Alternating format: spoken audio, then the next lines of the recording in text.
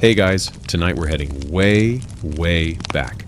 Past the castles, past the knights, even past the invention of deodorant. You're standing ankle deep in medieval muck next to a bent-over farmer who's been tilling the same strip of land for decades. The soil is dark and sticky. Your boots are non-existent, and that smell? That's either turnip rot or you. Either way, welcome to the medieval garden. Now, this isn't the kind of garden where you stroll with a cup of tea and admire the dahlias. Nope. This is back-breaking, hand-blistering, sunburn through the clouds kind of labor. And tonight, we're not just looking at any plants. We're looking at the forgotten ones, the vegetables that were once essential and are now practically invisible. So before you get comfortable, take a moment to like the video and subscribe, but only if you genuinely enjoy what I do here. And hey, while you're settling in, let me know your location and local time in the comments. It's oddly soothing to know who else is falling asleep to beetroot trivia. Now dim the lights, maybe turn on a fan for that soft background hum. And let's ease into tonight's journey together. You reach down and tug on a leafy stem. It's a beet green, earthy, tough, and barely edible unless you boil it until it gives up. These aren't the modern candy cane striped beets your local co-op brags about. No, this is medieval beetroot, a dual-purpose plant. The roots were eaten rarely and only when desperation kicked in. Mostly folks picked off the leaves, the green skewer, and dumped them into stews, so bland even a pinch of salt felt like a luxury. The funny thing is, beet greens were basically the peasant spinach, except they didn't know they could sauté it in garlic. Not that they had garlic, or sauté pans. Now here's your first historical truth bomb.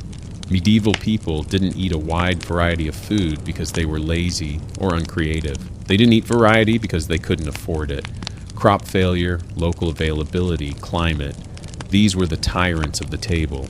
If the season was dry or the soil was poor, your menu shrunk faster than a leaky water skin. Still, the beet greens soldiered on. Hardy, easy to grow, and packed with that bitter iron taste that screams, "This is good for you." They were a staple. In fact, scholars think that beet greens were more widely eaten than the beetroot itself, which is kind of ironic, like raising a cow just for the leather. And here's where things get unexpectedly weird. Some early medical texts claimed beet greens could cure bad breath, ward off spirits, and reduce fever. No proof, of course, just medieval optimism. Because when your go-to remedy is rubbing a salad leaf on your forehead, you're definitely out of ibuprofen. Now let's toss in a fringe tidbit for fun. In some isolated parts of Europe, beet leaves were apparently boiled with ashes from burnt bones. Why? No one's entirely sure. Maybe to extract calcium, maybe for spiritual reasons, or maybe just because Gerald the village cook was a little too experimental. Historians still argue whether this was a nutritional hack or a culinary cry for help. But that brings us back to you. Kneeling in the field, dirt in your fingernails, and a bundle of beet greens in your scratchy wool apron. You wipe your brow with a sleeve so stiff it might stand on its own. The sun is high, the air smells like damp soil and livestock, and the next row is calling your name. Meanwhile, just across the field, someone is uprooting another mystery root, which we'll get to in the next section, but for now you focus on the beet greens. You bunch them together, tie them with a length of coarse twine, and trudge toward the cottage. Dinner's not going to cook itself, especially when there's no kitchen, no chimney, and no actual firewood left because your neighbor traded it for a goat's toe. Still, there's a strange kind of peace here. Everything moves slowly. The wind rustles the hedges. A crow calls out once and then disappears. Somewhere, someone's sheep is making a sound that absolutely doesn't sound like a sheep. It's fine. You're probably not in danger. You boil the beet greens in a dented cauldron over what can only be described as hopeful embers. A few grains of barley are tossed in, because carbs, and if you're really lucky, there's a sliver of dried onion from last week's feast day. You sit down on a log, the bowl warm in your hands. The greens are soft, dark, a little slimy. You slurp them anyway. They taste like metal and disappointment, but also survival. And as you stare into your bowl, you wonder briefly if tomorrow will bring rain or sun or plague. You wonder if the priest will say something hopeful on Sunday, or just warn you again about demons in your root cellar. You wonder if beet greens ever taste better with wine. Spoiler, yes, they do. But that's a luxury for another century. For now, your medieval dinner is done. Your hands are stained green, your back is sore, and you're full, well, sort of. Tomorrow you'll pull up something sweet and strange called skirret. But for tonight, you stretch out beside the fire, wrap yourself in a blanket that smells like wet dog, and try not to think too hard about what just scurried past your foot. Sleep well. The beets will be here in the morning. You wake to the smell of wet earth and the sound of a chicken with attitude.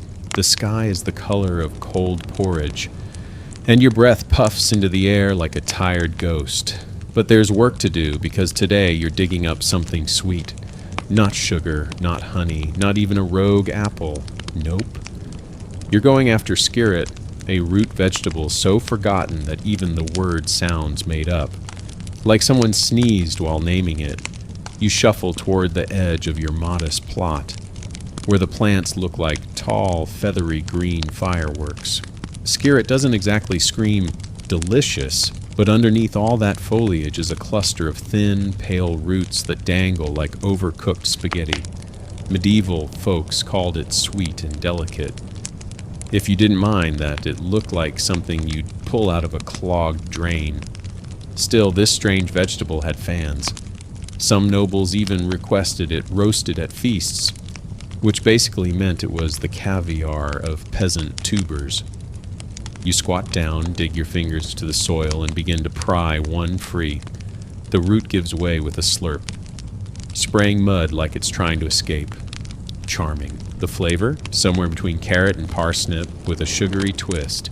Though, let's be honest, it mostly tastes like whatever you cook it with. And since your options tonight include barley, salt, if you're lucky, and a suspiciously limp leek, you're not exactly competing with French cuisine.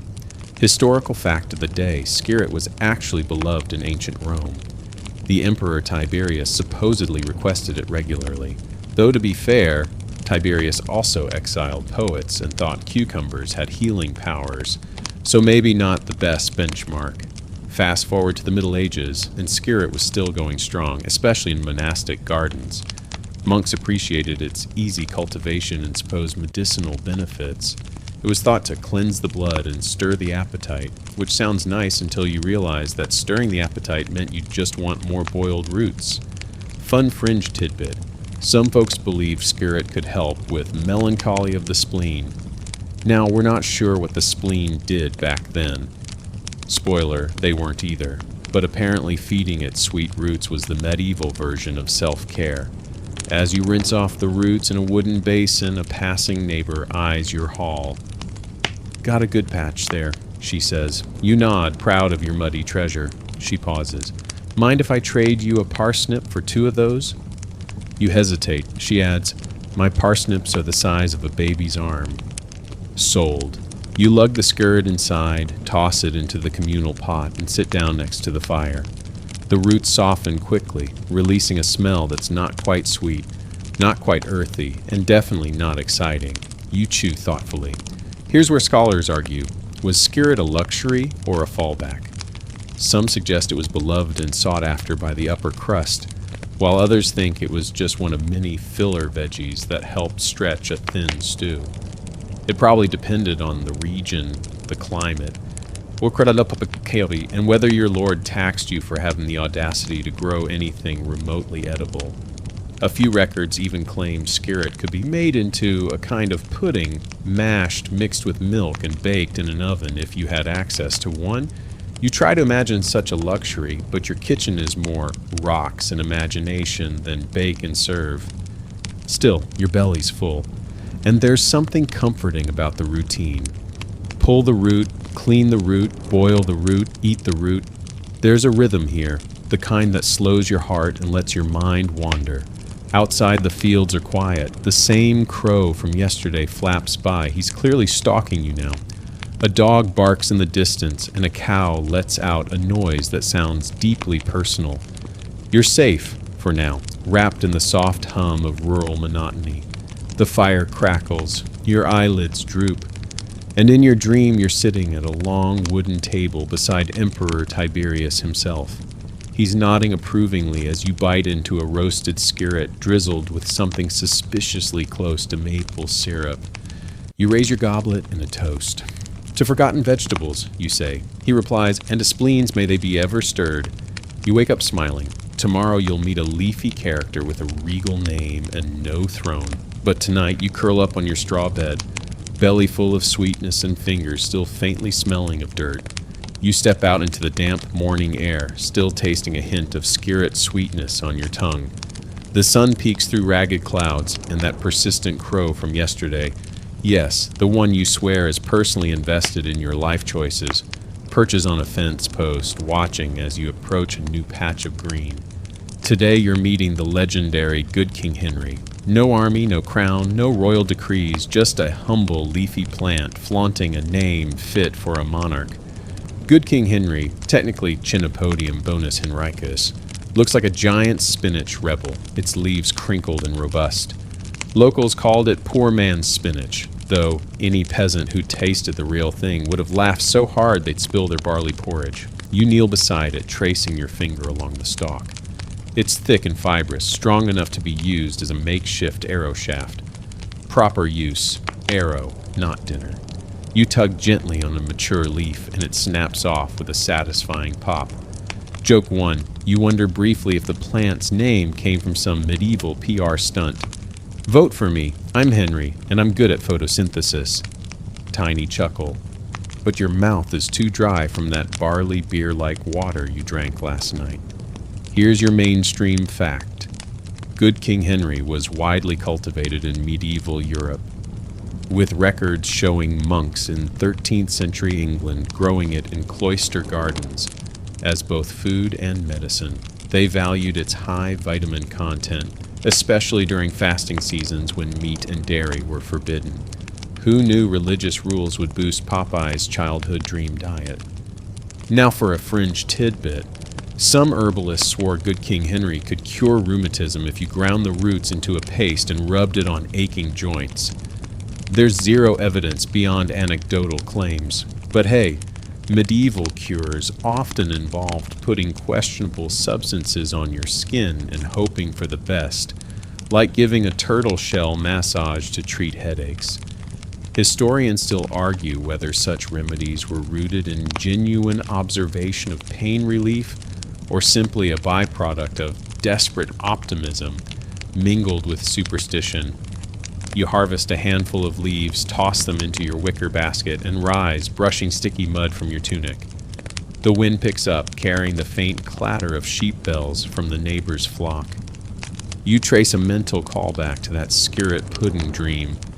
You'll need a bit of that sweet root if you want to tame this leafy giant's sharp, spinach-like bitterness. Back inside your cottage, you rinse the leaves in the same wooden basin you used yesterday. Joke 2. The water runs green for so long it looks like you're washing large emeralds. You wring them out and lay them on a cloth, remembering the only tool more versatile in this household than the cauldron, your skepticism. Good King Henry is hardy, ready to withstand frost that would have wilted a less tenacious vegetable. Some scholars think this toughness made it essential during cold snaps. Others claim it was merely an abundant weed that peasants learned to tolerate. Debate continues. Was King Henry a cultivated crop or a wild plant, humans domesticated out of convenience? There's no seed catalog from 1321 to confirm either side. You fill the cauldron with water, add a pinch of salt saved from a generous merchant last season, and drop in the leaves. They simmer and shrink, filling the room with a mild, earthy aroma, less pungent than cabbage, more refined than dandelion greens you accidentally ate last year. You stir with a wooden spoon that's seen more potholes than a mule cart in a rainstorm. Joke 3. The spoon's handle has a dent so deep you could hide a mouse in it, though admittedly, that might improve the taste. Anyway, you scoop the wilted leaves into a rough-hewn bowl and sit by the hearth. You take a bite. It's chewy, a little dusty, like eating a well-loved book about farming. But beneath that resilience is a green, almost grassy sweetness that hints at why medieval gardeners treasured it. You nibble thoughtfully and sip some water that tastes like regret and hope. While you eat, reflect on one more modern aside. Good King Henry is often categorized today as a superfood by hip herbalists. Yes, history repeats itself, just under different dietary trends. They package dried leaves into tiny sacks with logos of crowned spinach leaves. You prefer your superfood unprocessed, rooted in dirt and longing. As darkness from the hearth flickers across your walls, you think about the ongoing scholarly debate. Did good King Henry fall out of favor because it was too bitter, or because potatoes swooped in and stole the spotlight in the 16th century? Some argue that the introduction of New World crops like potatoes and tomatoes overshadowed every native green. Others say peasants simply forgot about their old friends as trade routes shifted and tastes changed. You'll toss that question to future historians right after you finish off this bowl of mystery leaves. Your back aches from kneeling for hours. The crow outside caws again, maybe in mockery, maybe with approval. Somewhere smoke curls from a distant chimney, and your neighbor's chicken launches into an operatic cluck. All is calm in this medieval corner of the world. You lean back, press your blanket around your shoulders, and let the warmth of the stove lull your mind. Soon you'll face salsify and scorzonera, two roots that claim to taste like oysters, which you've never had, but somehow the idea makes you both excited and suspicious. For now, the memory of good King Henry's robust leaves dances behind your eyelids. You might dream of a regal banquet where vegetables wear tiny crowns, parsley and peas jousting for attention. You might wake with splintery scars from hiding in the hedges around a royal garden, or just wake up sore and sorely in need of breakfast. Either way, you'll rise again, follow the crow's watchful gaze, and wander deeper into the world of forgotten vegetables. You push open the cottage door and step into a morning haze thick with smoke from neighbor Maribel's fire. She insists smoke keeps the mice at bay, though your gran swore it chases them indoors. Either way, you're in search of today's peculiar prize, salsify and scorzonera, the medieval roots that bragged about tasting like oysters but delivered something closer to soggy driftwood. Outside, the garden beds lie in neat rows, but only one patch houses these oddballs. Their foliage resembles long, skinny dandelion leaves, sharp-edged and spiky, uninviting if you're not wearing gloves, which you're not. You kneel down, snatch the leafy tufts, and tug. The roots emerge with a sticky slurp, coated in clay, a muddy handshake from the earth itself. Joke 1. You imagine these roots hold secret sea powers, like giving you the ability to swim, only to find out they mostly grant the gift of indigestion. You carry your muddy bounty into the cottage, plop it on the table, and set to work cleaning the elongated white salsify root and its darker cousin, scorzonera. They look like they've been dipped in different shades of unappetizing, one alabaster, one charcoal. Neither screams feast, but both claim to taste like oysters, a bold marketing move for landlocked peasants. Historical fact, salsify was indeed imported from the Mediterranean by monks in the early Middle Ages, prized for its tender texture and rumored aphrodisiac qualities, though that may have been more wishful thinking than botanical science. As you scrub the roots, a stray pile of pulled weeds brushes against your ankle, reminding you that gardens don't weed themselves and nobody taught pigs to use rakes. You chuckle despite yourself. Fringe tidbit. In some remote villages, people dried salsify roots, ground them into powder, and mixed the powder into beer to impart an oyster-like flavor. Purists scoffed, but the poor drank it anyway. Scholars still argue whether this was an early craft beer innovation or a back-alley food scandal. You slice the roots into chunks, drop them into a pot of boiling water, and wait. Meanwhile, you fish out yesterday's barley bread, stale enough to chip paint, and dunk it into your humdrum water cup. Joke 2, it's so dry you could sand your wooden spoon with it. Back to the pot. Steam rises and carries a faintly sweet scent, like someone slipped a drop of honey into your laundry. You stir gently, imagining the roots morphing into delicate morsels fit for kings, if kings had abandoned real oysters and adopted peasant ingenuity. In truth, salsify earned the nickname oyster plant in the 16th century, when European explorers reintroduced actual oysters to the continent. Before then, people ate the root steamed, fried, or mashed, often serving it with vinegar, butter, if they had any, or just a generous pinch of salt. Joke 3. You imagine medieval peasants gathering around a fire, solemnly holding tiny shells to the root before eating, as if to confirm the taste. Does it taste like the sea? Sort of, if the sea were muddy. As you eat, your thoughts wander to one of history's lingering debates. Was salsify truly mimicking oysters, or did people simply prefer believing their dinners tasted exotic? Some historians argue that oyster branding was a deliberate strategy by monastery gardens to justify higher taxes. Others maintain it was a genuine culinary innovation ahead of its time. Beyond salsify, scorzonera enters the field as the darker, more assertive sibling. It arrived in Europe slightly later, hailed for its rich, nutty flavor. You sneak a small piece raw, regretting it instantly as its chalky texture reminds you of chewing on beach pebbles. Yet when boiled, scallions paired with scorzonera could create a dish that might pass muster at a decent tavern, provided the tavern served mostly root mash. You wipe your hands on your tunic, your only sink, and glance outside. The sky has brightened, crows circle overhead, and a stray sheep wanders by, eyeing you with existential dread. It knows you have no tasty grass to offer, only muddy vegetables pretending to be sea creatures. A modern aside crosses your mind.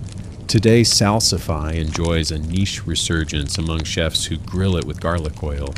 You imagine a medieval chef whipping out a flint grill and a bottle of olive oil from Andalusia, then serving upscale salsify fries, though in reality those chefs likely did not exist.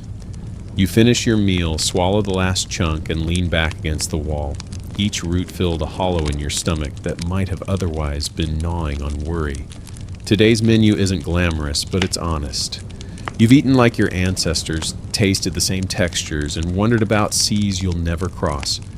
Tomorrow you'll turn your attention to parsnips, those pale underdogs that once ruled the root kingdom before potatoes arrived and usurped the throne.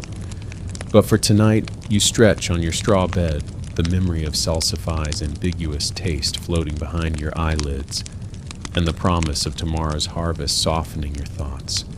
You might dream of oyster beds in a distant bay, only to wake to another muddy morning, and that's perfectly fine. After all, survival has never been about luxury. It's been about making the best of what the earth grudgingly offers. Your blanket is scratchy, your belly is neither full nor empty, and the gentle hum of the cottage lantern serenades you toward sleep. Embrace the dullness. Let the idea of oysters drift away as you drift deeper. You step out into the crisp morning air, head wrapped in a threadbare wool cap, breath swirling in little clouds that vanish as quickly as they appear. Today's quest is one you've eagerly awaited, parsnips before potatoes, the pale, twisted roots that once ruled the dinner table long before the humble spud crossed the ocean. You tread across dew-damp grass toward the patch where parsnips sprawl in neat, creamy rows, their feathery, green tops brushing against your cloak. Joke 1. You imagine the parsnip plants gossiping among themselves. Here come the peasants again, ready to yank us out of the ground and boil us into submission. You kneel, hands slipping on slick soil, and grip a sturdy parsnip stalk. With a firm tug, channeling every ounce of your peasant determination, you free the root, which emerges pale as moonlight and thick as your forearm. It's not graceful. It's like hauling a stubborn eel by its tail. You brush loose earth from its crevices, revealing the smooth, tapering shape that medieval cooks prize for its subtle sweetness and nutty flavor. Mainstream historical fact. Parsnips were cultivated by the Romans and remained a staple in Europe through the Middle Ages, prized for their hardiness and drought resistance. They were often boiled, mashed, or roasted, providing a reliable source of carbohydrates when grains were scarce. You collect a basketful of roots, then head inside, where the light from a single candle flickers against rough-hewn walls. You rinse the parsnips in a basin, water turning murky with soil. Joke 2. The water is so brown you wonder if you're washing the earth itself. Trying to scrub away a millennium of history. Fringe tidbit. Some medieval recipes called for fermenting parsnips in honey and wine lees. to create a savory, sweet chutney that purportedly cured everything from a sour disposition to a hushed-up case of courtly hemorrhoids. Scholars still argue whether these condiments were genuine culinary delights or the result of too much mead and poor record-keeping. As you slice the parsnips into thick coins, the knife's edge glides through with a soft snick, releasing a faintly sweet, almost floral aroma that hints at the root's underlying sugars. You set a clay pot on the hearth, fill it with water, and bring it to a rolling boil, the flames dancing beneath. You toss in the parsnip slices, then add a handful of barley and a few dried herbs, thyme if you have it, or whatever your neighbor traded for 3 eggs last week. A modern aside crosses your mind. Today, chefs tout parsnips as a heritage vegetable, transforming them into silky purees or roasting them with exotic spices, far from the simple, rustic preparations of your medieval ancestors. While the stew simmers, you lean against a wooden beam and stretch your arms above your head. Your back cracks in 2 places, a sign of honest work, or so your grandmother claimed before she passed on, wrapped in a parsnip-stained shawl. You sip a swallow of well water, grit swirling on your tongue. Joke 3. It tastes like regret and determination, but you wouldn't swap it for anything stronger, mostly because you can't afford ale today. Back to the pot. Steam curls upward, carrying the earthy sweetness of parsnips mingled with barley's nutty warmth. You scoop a spoonful into a bowl and take your first bite. The parsnip is tender, melting easily against your teeth, releasing that honeyed flavor that made it a medieval favorite. It's neither bland nor bold, just the right balance of sustainment and subtlety, perfect for long work days in damp fields. Here's a scholarly debate to ponder. Some historians argue that parsnips fell out of favor once potatoes became widespread in Europe after the 16th century. They were hardier, easier to cultivate, and produced more calories per acre. Others counter that potatoes didn't fully supplant parsnips until the 18th century, when changing tastes and improved agricultural techniques made spuds irresistible even to the most stubborn parsnip loyalists. You wonder if your own preference is biased. After all, you've been raised on parsnip stew, and the idea of a potato feels almost alien. As you eat, you let your thoughts drift back to earlier vegetables. The muddy beet greens, the sugar-sweet skirret, the regally bitter good King Henry, the oyster-aspiring salsify. Each had its moment in the spotlight before fading into obscurity. Now it's the parsnip's turn to shine, if only for a morning. Between bites, you reflect on one more fringe story. In some villages, parsnip harvest festivals included a ritual where the largest root was paraded through the streets on a makeshift throne, bedecked with ribbons and wildflowers. It was both a celebration of abundance and a plea to the earth for fertility in the coming season. No official records survive, only rambling mentions in a half-burned ledger that may or may not be forgeries. Historians still debate whether these festivals were widespread or the eccentric invention of a particularly enthusiastic abbey. The candle guttering in its holder forces you to focus on the pot's gentle boil. You stir the stew, watching the parsnip slices jostle against grains of barley like tiny ships in a golden sea. You sprinkle in a pinch of salt, treasured and taxed by the local lord, and taste again. The stew warms your limbs, chases away the morning's chill, and eases a tension you didn't know you held. Outside, the crow caws insistently, as if demanding its own share of parsnip soup. You imagine it perched on a branch, wearing a tiny crown made of beet greens and skirret threads, a callback to your beginning chapters. The thought makes you grin, lips sticky with broth. You finish the bowl in contemplative silence, letting the last spoonful linger on your tongue. Survival, you realize, isn't about extravagance. It's about resilience, adaptation, and finding comfort in modest gifts from the earth. Parsnips taught that lesson: to thrive in cold weather, to yield sustenance when other crops failed, and to disappear quietly once the world moved on. As you wipe your bowl on a scrap of cloth, you feel a pang of nostalgia for the potatoes yet to come. Those tubers that would revolutionize diets, bring wealth to some and famine to others, reshape landscapes, and earn their own seat at the communal table. But for now, parsnips reign supreme. You step outside again, the day's light softer now, a promise of more work and more discoveries. Tomorrow's focus is on colewort, the wild ancestor of cabbage, a plant that laughs in the face of neat rows and tidy gardens. But tonight, you'll rest. You'll dream of creamy parsnip fields, of festival processions under autumn skies, and of the quiet dignity of simple roots.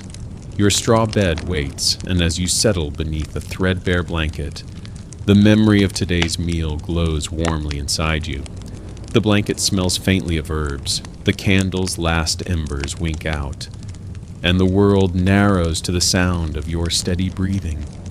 Sleep comes easily, carried on the gentle hum of survival and the promise of tomorrow's harvest. You step into the garden before dawn, dew clinging to your cloak like reluctant guests. The air is cool and quiet, the kind of stillness that makes every breath feel like a secret. In front of you stretches a plot of tangled greenery. No neat rows, no orderly leaves, just wild, sprawling plants that refuse to be tamed.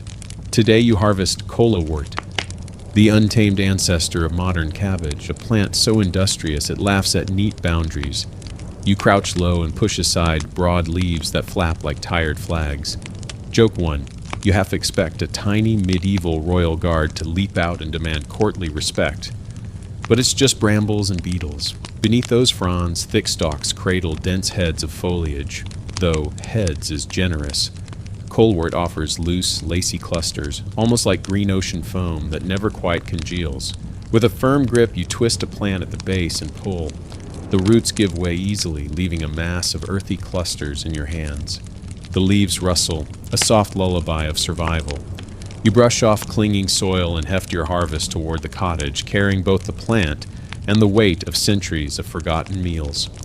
Historical fact: colewort, often called wild cabbage, was cultivated by the Romans and carried through medieval Europe, prized for its hardiness and ability to regrow after cutting, earning it the nickname cut and come again vegetable in some monastic gardens. Inside, you rinse the leaves in a basin whose water turns a pale green, like fog on a spring morning. Joke 2. The water looks so mystical you consider chanting a blessing over it, but decide against it. When you remember last time you tried that, the neighbor's goat showed up on your threshold. You pat the leaves dry and slice them into ribbons, their texture somewhere between kale and collards. A faint peppery scent rises, dirt and green, mingled into something oddly comforting. You prepare your cauldron, add water, and drop in colewort ribbons, along with a handful of barley and sprigs of any herb you saved from last season. Maybe parsley, maybe wild mustard. Fringe tidbit: some medieval herbalists believe colewort could ward off melancholy if hung over doorways like improvised garlands. There's no evidence such decorations improved mood, but the practice persisted in certain regions well into the Renaissance, before dying out under criticism from more serious botanists. As the mixture simmers, you lean against the wooden table and watch steam curl upward in lazy spirals. Each breath feels warmer now, the cockles of your heart relaxing. You stir gently, imagining the leaves softening into a silky porridge of green. You take a tentative taste, earthy, slightly bitter, with a hint of pepper, that lingers on your tongue like an old promise. Joke 3. You think maybe this peppery bite was the original medieval spice mix, cheap, effective, and guaranteed to make you forget about bland meals for at least a few minutes. A scholarly debate bubbles up in your mind. Did colewort's wild cousin status earn it a lasting place in medieval diets? Or was it tolerated only because it grew where more desirable crops failed? Some historians argue colewort was beloved for its perpetual regrowth, providing fresh greens when other plants had long since wilted. Others claim it was merely a weed that peasants learned to eat out of necessity, tolerated rather than celebrated. You ladle the stew into a wooden bowl and settle by the hearth. Outside, the dawn light brightens the sky, scattering pale gold across thatched roofs. You lift the bowl, breathe in the scent, and savor a spoonful. The colewort is tender, almost creamy, with that peppery edge cutting through the barley's heft. It's not luxurious. It's a reminder that life carried on through lean times with whatever grew stubbornly in the soil.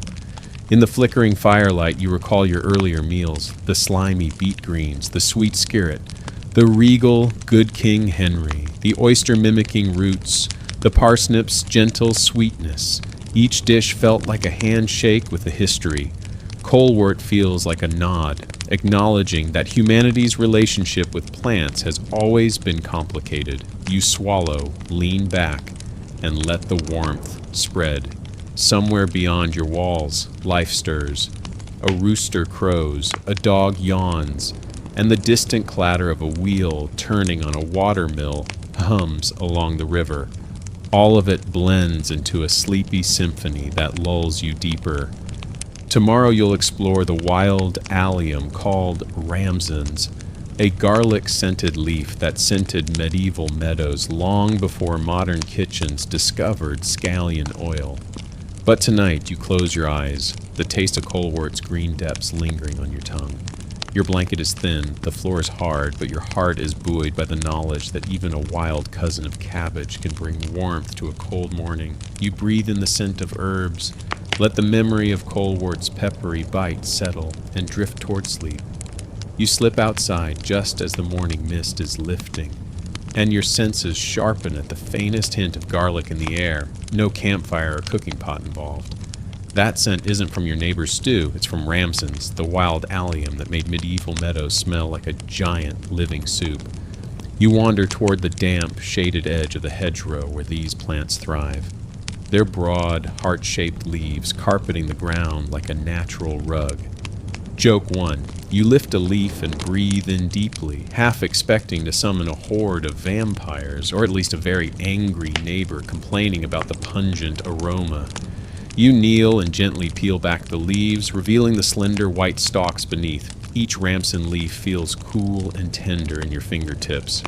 You pinch one, bring it to your nose again, and let the garlicky perfume fill your senses. This isn't just a seasoning, it's the medieval world's answer to garlic bread before garlic bread existed.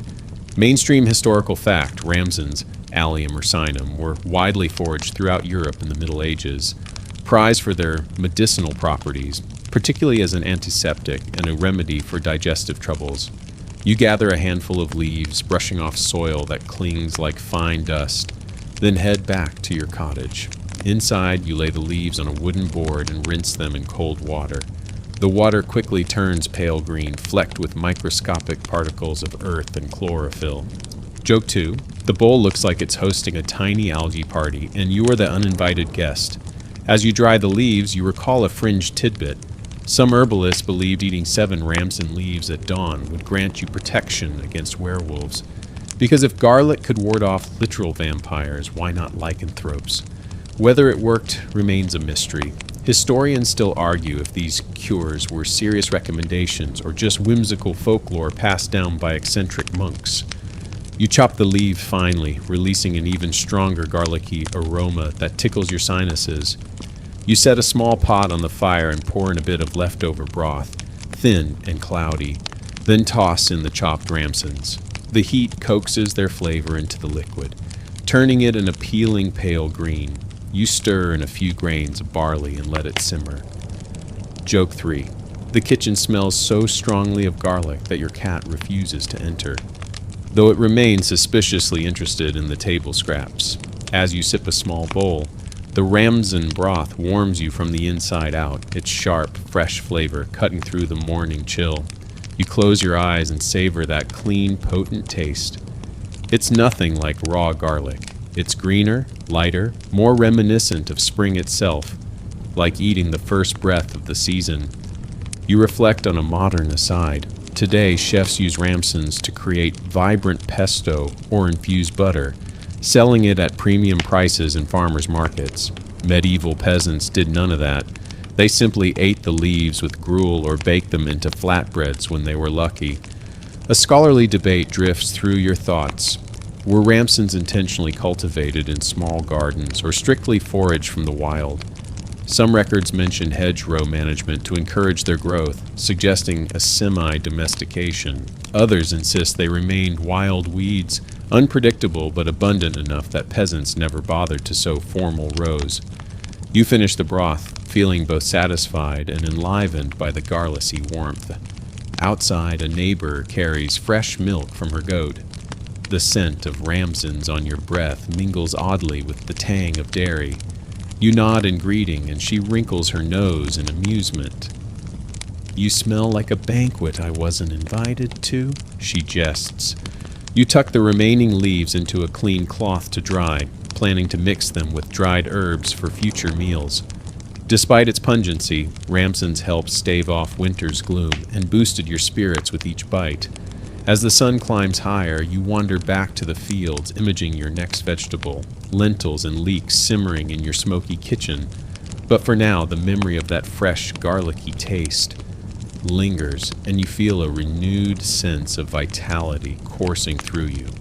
The crow overhead seems momentarily silenced by that aroma, perhaps reevaluating its life choices. You smile, pat your cloak's worn pocket, still empty of salt, and stride onward, ramsons tucked against your chest like a token of medieval spring. You wander back into the cottage as the morning sun spills golden warmth onto the wooden table, painting the dusty floorboards in the honeyed stripes. Today you're exploring lentils and leeks, a duo that medieval kitchens relied on, particularly when meat was scarce and poultry had yet again failed to appear spontaneously on your doorstep. Your stomach rumbles gently in anticipation, though your enthusiasm feels suspiciously muted, because honestly, excitement over lentils is the sort of thing medieval peasants rarely experienced. Joke 1, lentils were basically medieval rice. Cheap, plentiful, and always accompanied by someone asking, "Wait, is this all we're eating?" You lift a small sack from its shelf and pour a generous handful of tiny earth-colored lentils into your palm. They're so small, so modest, so utterly uninspiring. And yet their dullness is their brilliance. Lentils survive. They grow fast, they store well, and they cook quickly. In the fickle medieval diet, these humble pulses kept hunger at bay more effectively than most prayers. Historical fact: lentils were one of the oldest domesticated crops in Europe, cultivated since ancient times. They were a staple in medieval diets, eaten boiled, mashed, or turned into simple gruels, seasoned with herbs. Next, you grab a few leeks, their long, pale stalks tapering upward into dark green leaves, still holding tiny pockets of soil that cling stubbornly, like medieval taxes. Joke 2, the leek is basically the onion's less confrontational cousin, gentler, milder, and somehow able to exist in soups without making anyone cry. You slice the leeks carefully, rinsing away lingering bits of dirt, then toss them into your pot, letting them sizzle gently in a precious spoonful of animal fat that you've saved from a feast day several weeks ago. As the leeks soften, their delicate oniony aroma fills the cottage, wrapping around you like an old, familiar blanket. A fringe tidbit floats to mind. Medieval medical texts occasionally prescribed lentils to dry excess humors, believing their earthy quality balanced bodily fluids. As for leeks, legend had it, they could clear your voice and even strengthen it. An idea still debated by historians, wondering if medieval choirs truly trusted vegetable-based vocal therapy. You add the lentils to the pot, pouring water from your clay pitcher, and let it simmer. While it bubbles gently, you gaze out the cottage window, watching sunlight ripple across green fields dotted with sheep. The rhythm of bubbling lentils soothes you into a reflective calm. This was peasant food, cheap, filling, reliable, and never pretending to be anything more. A modern aside creeps into your thoughts. Nowadays, lentils have returned triumphantly as health-conscious superfoods, accompanied by marketing campaigns promising increased strength and vitality. Medieval peasants would have rolled their eyes and muttered, "Strength, yes, but mostly because we're lugging sacks of them all day." You stir the pot gently, feeling the spoon scrape the bottom with a comforting solidity. Joke 3. You're fairly certain generations of peasants used lentils not because they were tasty, but because they provided ample distraction from less appealing medieval hobbies, like plague avoidance and witch hunts. As the stew thickens, you ladle some into your wooden bowl and settle by the hearth. You take a slow, measured spoonful. The lentils melt into a creamy, soft texture, the leeks providing sweetness that balances the earthiness. It's simple, it's humble, it's thoroughly medieval. And surprisingly, it's delicious. You find yourself wondering about a scholarly debate. Were lentils embraced purely because they were plentiful? Or did medieval tastes actually appreciate their subtle flavors? Some argue lentils were a staple strictly due to their abundance, while others insist recipes from medieval cookbooks show genuine creativity in preparing them, sometimes cooked with spices, sometimes with vegetables, occasionally even served at noble banquets. Outside, the crow that's been observing you these past days offers another judgmental caw, perhaps critiquing your minimalist menu, or possibly complimenting your choice. You raise your spoon in mock salute. "It's lentils again, my feathered friend," you whisper, "but it could always be worse. At least it's not turnips."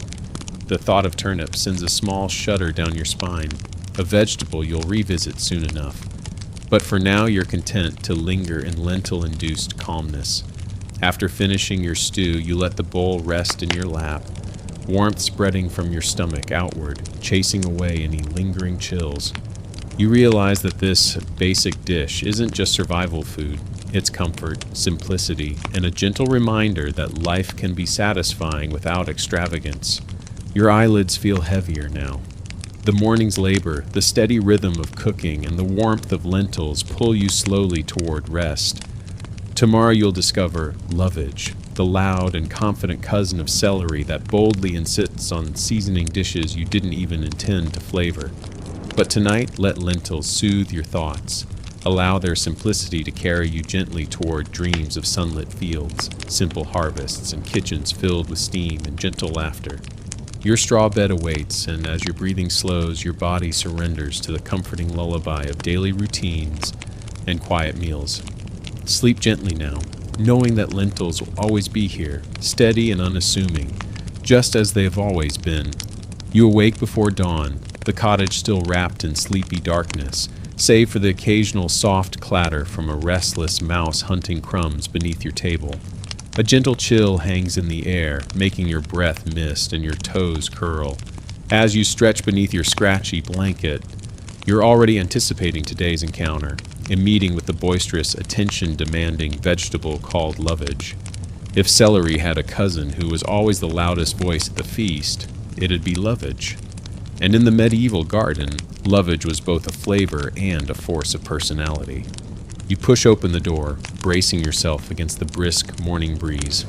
In the garden, lovage stands tall above the other herbs, stems sturdy and hollow, leaves broad, glossy, and deeply serrated. When you brush a hand through its greenery, the air fills with an aroma that is sharp, peppery, and undeniably assertive, like celery mixed with something wild and ancient. Joke 1. You once heard a neighbor mutter that if you planted too much lovage, you'd have to start charging your soup rent for being so flavorful. You snap off a few stems, the leaves springing back as though protesting their removal. In medieval kitchens, lovage had many uses. You tuck your harvest under your arm and make your way inside, ready to put it to work. Historical fact, lovage, Levisticum officinale, was highly prized in medieval Europe, not just for its culinary uses, but also for medicine. Monastic herbal guides recommended lovage for everything from sore throats to indigestion to, oddly enough, attracting love. Because nothing says romance quite like a breath that smells faintly of celery. You set the stems on the wooden table, where their scent promptly dominates the room. Joke 2. You consider hanging a few leaves in the cottage corners instead of airing out the straw mattress. Instant air freshener, peasant style. You slice the leaves finely, watching the bright green ribbons pile up. Lovage is strong, so strong in fact that medieval cooks often warned against using too much. It will overrule the other flavors, your mother used to say, wagging a parsnip-stained finger. Even a single leaf can transform a bland broth into something aromatic and bold. A fringe tidbit, some medieval bathhouses scattered lovage leaves in bath water, claiming it refreshed both body and mind. Did it work? Maybe, or maybe everyone just wanted to avoid the usual bathhouse scents, damp straw and regret. Historians still argue whether lovage's primary value was medicinal, culinary, or just an ancient version of deodorant. You set a pot on the fire, add water, and drop in the lovage, along with chopped leeks from yesterday, a handful of lentils, and the last of your barley. As the pot heats, the cottage fills with a pungent herbal perfume. The soup simmers and hisses, steam curling upward to join the chorus of smells already swirling through your kitchen. Joke 3. You wonder if you should warn your neighbors. One whiff of this and they'll think you're hiding a secret feast, or that you're trying to summon an herb-loving spirit. You dip a wooden spoon into the pot and taste. The broth is intense, salty, peppery, rich with that loud celery bite. You feel the flavors ringing in your ears. If you weren't awake before, you certainly are now. A scholarly debate stirs in your mind. Was lovage beloved for its taste or simply tolerated because it grew like a weed? Some scholars suggest lovage was a status herb, grown in monastery and manor gardens as a mark of sophistication, while others insist it was just another hardy survivor, spreading wherever there was space and outlasting more delicate greens. You spoon some broth into a bowl and carry it to the hearth. The heat warms your hands, the scent clears your sinuses. You slurp the soup, savoring its unapologetic punch. There's no subtlety here, only confidence. While you eat, you recall an old peasant saying, "Lovage in the pot, trouble not." Supposedly a spoonful could hide the taste of overripe root vegetables, wilted greens, or even a hint of spoiled meat. It was the great equalizer of questionable ingredients, a friend to the thrifty and the bold alike. A modern aside comes to mind. Today, gourmet chefs use lovage sparingly, praising its power to lift stocks and sauces, to echo the flavors of celery and parsley, but with an herbal wildness that's impossible to ignore. Some say it's making a comeback. Others say it never really left, just waited for someone loud enough to sing its praises again. Back in your cottage, you let the empty bowl rest in your lap, the taste lingering on your tongue, sharp and clear. Lovage is the vegetable equivalent of a morning bell. Impossible to ignore, guaranteed to leave an impression and a reminder that even in a diet of beige and brown, something green and fierce can still break through. You stand and step outside, soup still warming your belly to greet the day. The garden glows in the pale sunlight, every green leaf sharper and brighter than before. A few birds flit between the rows, picking at stray seeds. Somewhere, the ever-watchful crow caws. A callback to your earliest mornings when everything in the garden felt like a mystery or a test. You make your way along the garden path, thinking of tomorrow's vegetable, the turnip, a root both beloved and reviled, famine savior and culinary scapegoat. But for now, lovage lingers, bold, bracing, unapologetic. Before you return inside, you pause by the patch of lovage and pinch another leaf, crushing it between your fingers. The scent bursts forth again, fierce and fresh, as if the plant itself is reminding you. Even the smallest greens can make themselves heard. Back in the cottage, you tidy away your bowl, rinse your spoon, and let the day's work settle into your bones. The sun has climbed higher, lighting the garden in splashes of gold and shadow. You sense that, in some small way, you're a part of this loud, living history, a chain of flavor stretching from your kitchen to forgotten fields and back again. You prepare your bed as the day winds down. The last light glimmers through the window, catching on a jar of dried lovage leaves stored for winter. You know you'll reach for them when all other flavors fade. Tonight, though, you let the boldness settle in your heart, reminding you that sometimes it's okay for something to stand out. Even in a world that values blending in, sleep comes with the gentle promise of more flavors, more stories, and more noisy vegetables waiting their turn. You drift off, the memory of Lovage's wildness whispering in your dreams.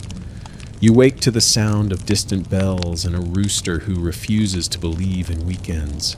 The dawn is pale, the ground cool beneath your feet, and there's a familiar heaviness in the air. Today you're digging for a root that's been both savior and scapegoat for centuries, the turnip. This vegetable has seen it all, celebrated in times of plenty, cursed in times of famine, and depending on who you ask, either the most misunderstood food on the medieval menu or a beloved classic. No subtitle needed, just you, the cool earth, and a patch of turnips waiting to reveal their knobby secrets. You stride out to the field where the turnip greens flutter in a breeze sharp enough to wake the dead. The leaves are lush, crisp, and almost inviting if you squint. You kneel in the rows, dig your hands into the dirt, and grip a sturdy stalk. With a satisfying tug, a bulbous purple-tinged root comes free, dirt clinging stubbornly to its rough skin. Joke 1.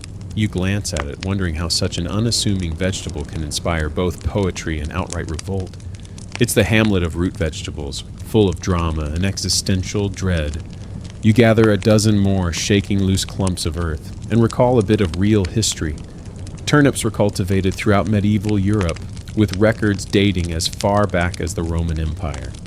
Easy to grow, quick to mature, and able to withstand frosts that would annihilate more fragile crops. They were a peasant's insurance policy against starvation. Whole villages depended on turnips in the hungriest months, especially before potatoes swept in from the New World. Inside the cottage, you rinse and scrub the roots until they shine, at least as much as a turnip can shine. You slice one open and sniff. The scent is sharp and fresh, tinged with that earthiness unique to roots that spend months sleeping in mud. Joke 2. Turnips are basically the introverts of the vegetable world, spending all year underground, then acting shy when forced to appear at dinner. You toss chopped turnip pieces into your soup pot, add a splash of weak broth, and a handful of last season's dried herbs. You drop in a little barley for thickness and let the mixture bubble away.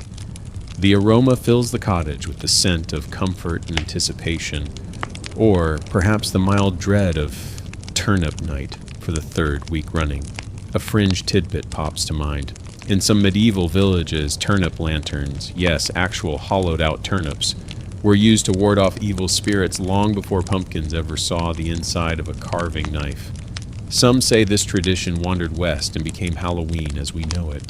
Historians still argue whether the turnip lantern was a common peasant practice or just a quirky local superstition that somehow caught on. You ladle the stew into a wooden bowl and take your first bite. The turnip is soft but firm, with a taste that balances sweetness and a gentle peppery heat. When turnips freeze in the field and are dug up after a frost, their flavor sweetens even more, a little-known trick that medieval farmers discovered quite by accident. As you eat, you consider a scholarly debate. Was the turnip's reputation as food of the poor a fair one? Some records show that nobles enjoyed turnips in creamy stews and spiced pies, while others insist it was only desperation that brought turnips to the table. Even the word turnip eater was once used as an insult in certain regions, a little unfair to a plant that quite literally kept people alive. Joke 3. You imagine a medieval matchmaking service. Looking for a stable partner with deep roots? Try turnip.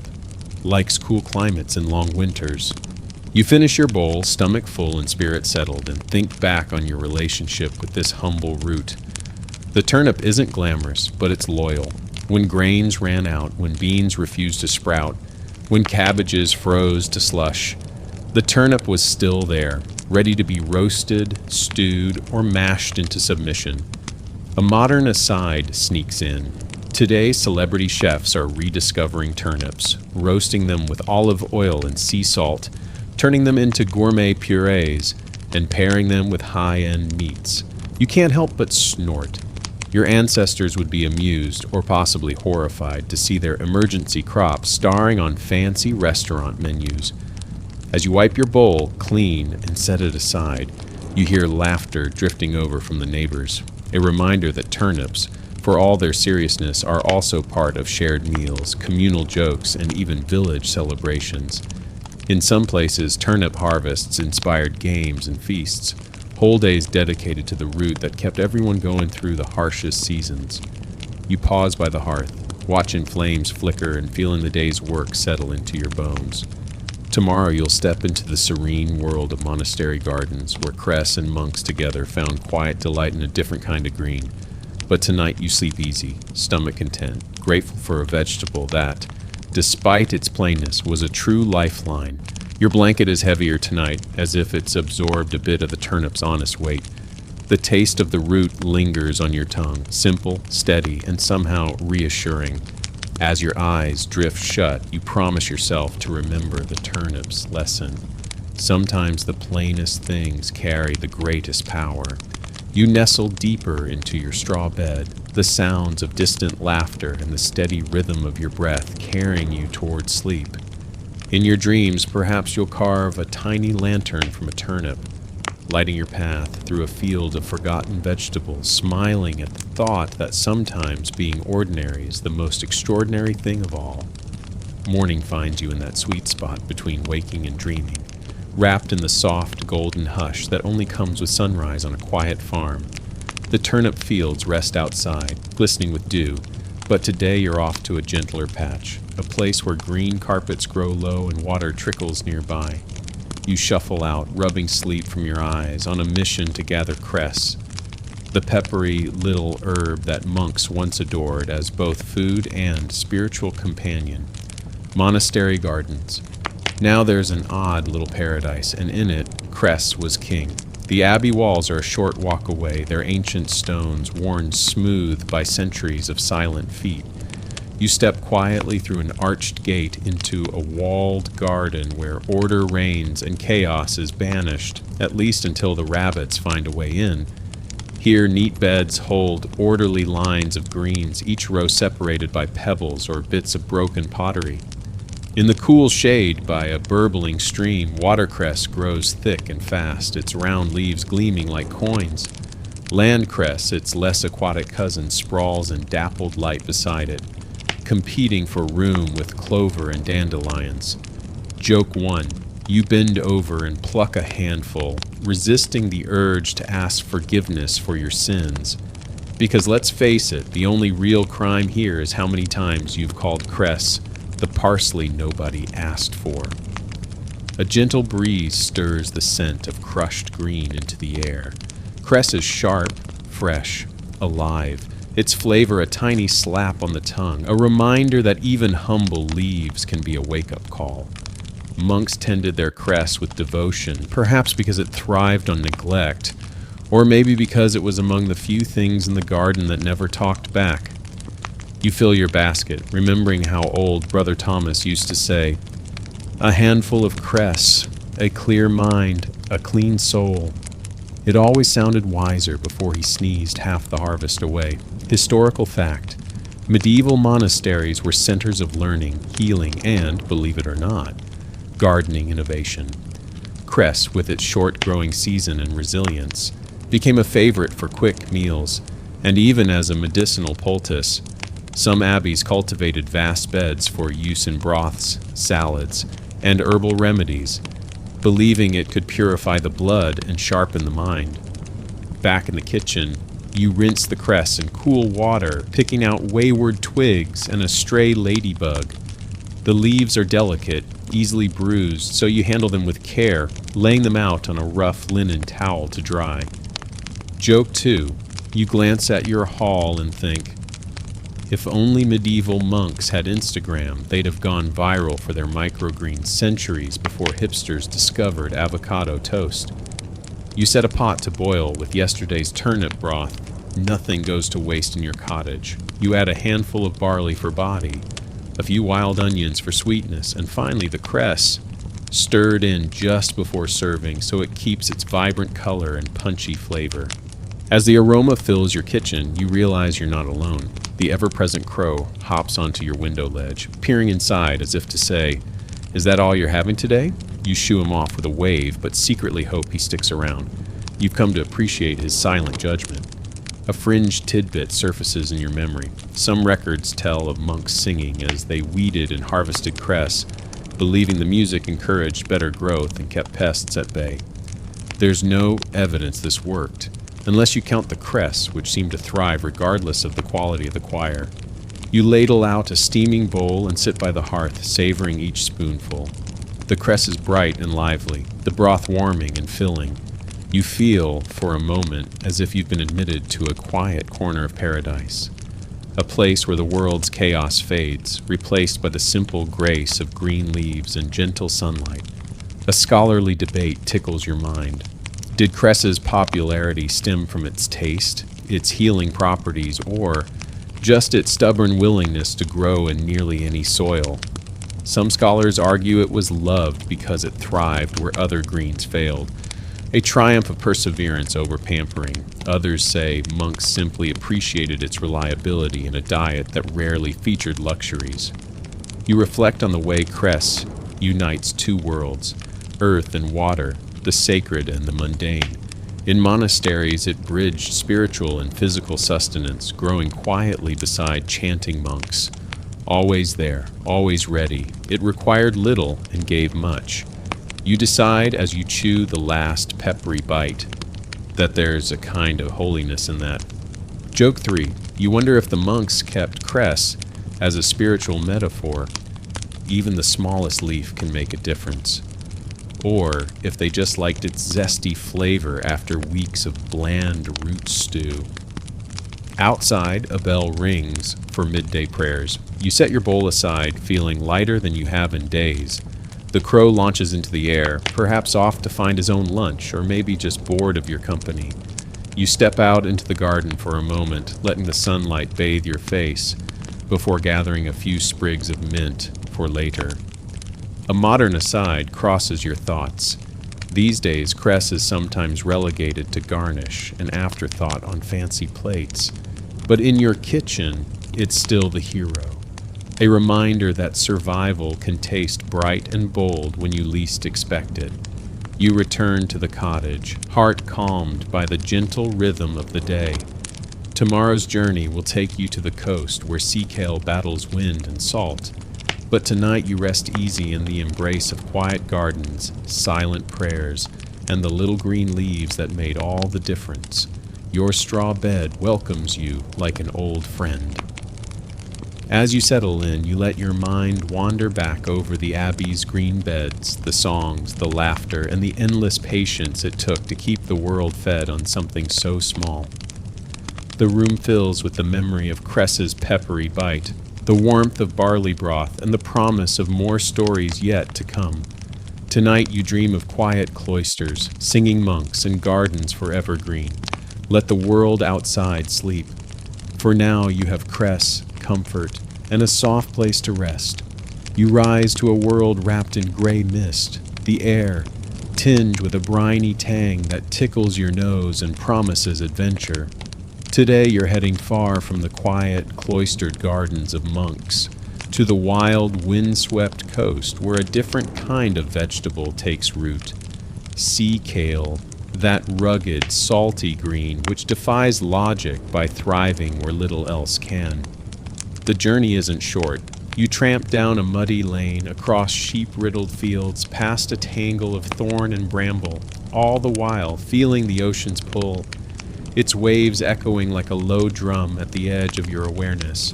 Joke 1. You pause to catch your breath on a low, crumbling wall and wonder if medieval step counters would have given up by now, or just started counting waves instead of footsteps. As you near the shoreline, the air shifts, sharp, cold, and full of the cries of gulls riding invisible currents overhead. The ground turns sandy beneath your boots, scattered with smooth stones and bits of driftwood. There, amid the shingle and spray, you find the sprawling sea kale, broad, waxy leaves tinged blue-green, curling defiantly against the salty wind. It looks nothing like the neat vegetables of your cottage garden. It's wild, wind-battered, and powerful. You stoop to examine the plant. Sea kale, Crambe maritima, was a rare delicacy in medieval times. Not because it was especially fancy, but because gathering it meant braving unpredictable tides, sand fleas, and the occasional surly fisherman who claimed the best patches for himself. With a small knife, you carefully cut a cluster of tender young leaves, then stand to shake the sand from your cloak, feeling proud. This is not a vegetable for the timid. Historical fact, sea kale was well known to coastal communities throughout medieval Europe, sometimes gathered as a survival food when gardens failed. It became more fashionable in later centuries, with Victorian gardeners even cultivating it under ceramic pots to produce pale, tender shoots, a trick medieval folk would have called, "Just eat it before the seagulls do." You gather a basketful, the leaves slick with mist, and turn back toward home.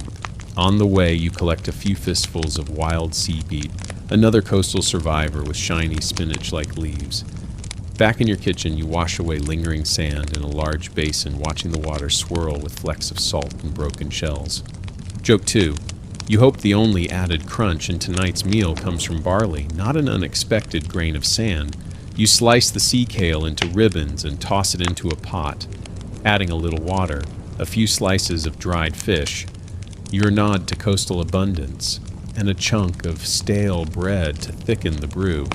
As it cooks, the scent is both earthy and oceanic, a reminder that survival sometimes means blending the best of two worlds, land and sea. A fringe tidbit floats to mind. Some old wives' tales claim that eating sea kale would make you immune to the common cold and grant the lungs of a whale. An odd promise, perhaps born from watching robust fishermen slurp the stuff before heading back into the surf. Historians still argue whether these beliefs came from real observations or just wishful thinking on windy days. You stir the pot and watch the green leaves soften, losing some of their briny bite, turning mellow and rich in the broth. The fish dissolves into threads, adding savory depth. When you finally ladle the soup into a wooden bowl, steam rises in lazy curls, bringing a moment of calm to your windswept day. Joke 3. You taste a spoonful, then wonder aloud if anyone's ever composed a ballad to sea kale. O leafy blue-green of the briny deep, you kept my stomach happy while I lost sleep. You eat slowly, savoring each bite, and let your mind wander to the ancient debate. Was sea kale truly respected by inland folk, or was it only a desperate fallback when crops failed? Some scholars argue that coastal communities passed recipes along trade routes, making the vegetable known far beyond the shore. Others claim that most inland peasants would have turned up their noses, preferring anything that didn't remind them of a long, chilly walk and wet shoes. You finish your meal and lean back, belly warm and full, gaze drifting to the window, where the sky shifts from pearl gray to a hint of blue. The day outside is restless, gulls wheel above, the wind rattles the shutters, and the ever-present crow circles, clearly interested in whether sea kale is worth the trip. A modern aside pops up. In the 21st century, sea kale has become a darling of gourmet chefs. Served raw in salads, blanched with lemon, or pickled and plated beside shellfish at fancy seaside restaurants. You can't help but smile at the thought that something once scorned as famine food has become an expensive delicacy, ordered by people who've never spent an hour digging sand from their boots. You tidy up, storing the leftover leaves for tomorrow's lunch, and feel a new kind of satisfaction. Today you ate like a survivor, a forager, a person who knows that not every harvest comes from tidy rows. Sometimes it comes from wild places, shaped by wind and tide and the persistence of stubborn hands. You pause before bed to reflect on how sea kale, like so many forgotten vegetables, bridges past and present, wild and tame. You remember the taste, the faint tang of salt, the soft crunch, the whisper of ocean in every bite. You think of the old folk who gathered these leaves in silence, grateful for whatever the world offered, and you carry that gratitude with you as you lay down to sleep. The wind howls outside, but you are warm, swaddled in memories of briny air and blue-green leaves. You drift off, dreaming of rolling waves and gardens made of stone and sand. Knowing tomorrow brings new flavors, new stories, and another piece of forgotten history to savor. Morning arrives with a sky the color of pewter, and you're grateful for the shelter of your modest thatched roof. The memory of last night's sea kale lingers, salty, hearty, a little wild. But today your journey leads you back to the center of medieval village life. The peasant's table, where survival depends on pulses and pot herbs. The fare is humble, sometimes bland, always honest. What you might call a beige dinner, unless you're one of the lucky few with a pinch of fresh green left from spring. You rise and stoke the fire, the smoke curling upward and making your eyes water. On the shelf there's a small sack of dried peas, wrinkled and pale next to a jar of fava beans and another of lentils. Pulses, that broad, practical medieval term for the seeds of peas, beans, and lentils, were the true backbone of the peasant diet. You pour a handful of each into a wooden bowl, feeling the ancient rhythm in their weight, a comfort that connects you to generations of hungry hands. Joke one, you imagine the peas and beans plotting their next move, whispering, "How do we escape the pot today?" Spoiler, they never do.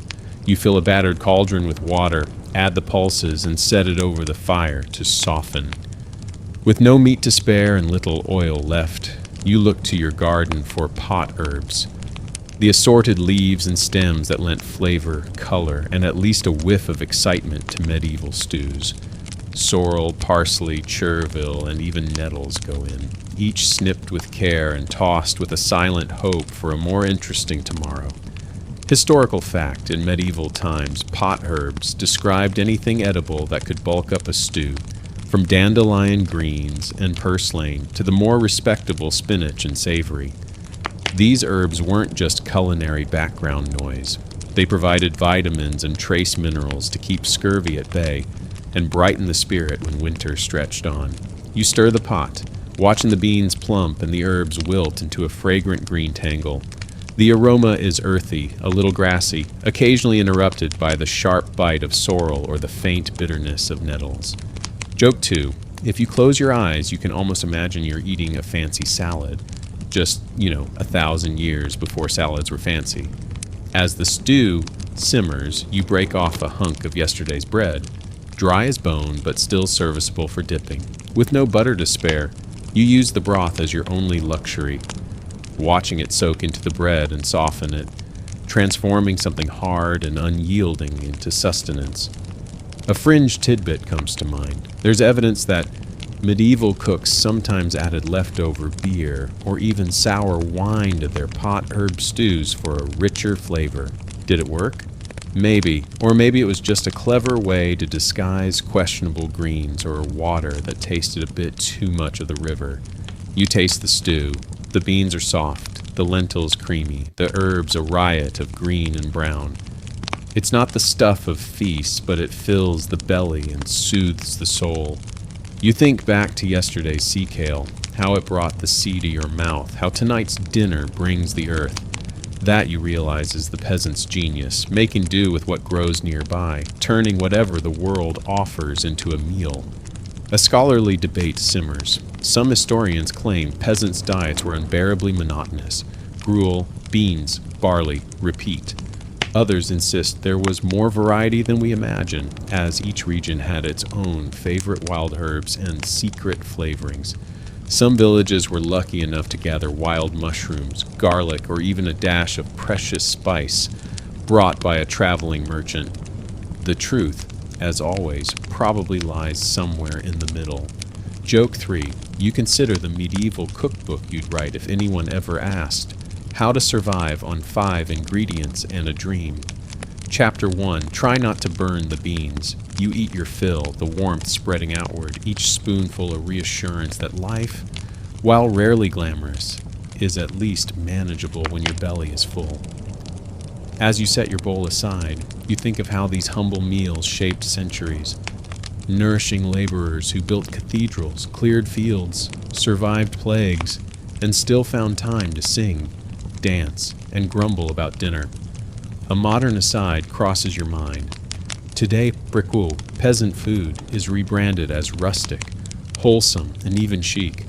Chefs celebrate farm to table, dining, slow-cooked beans, and wild greens. You wonder if any of them ever stood by a smoky fire, scraping the last bits from a pot, praying for rain or an early spring. Probably not, but you're glad the spirit of humble dinners lives on. As dusk settles, you wander outside, pausing in the garden. The crow returns, perching on a fence post, watching you with shiny black eyes. You bow with mock solemnity.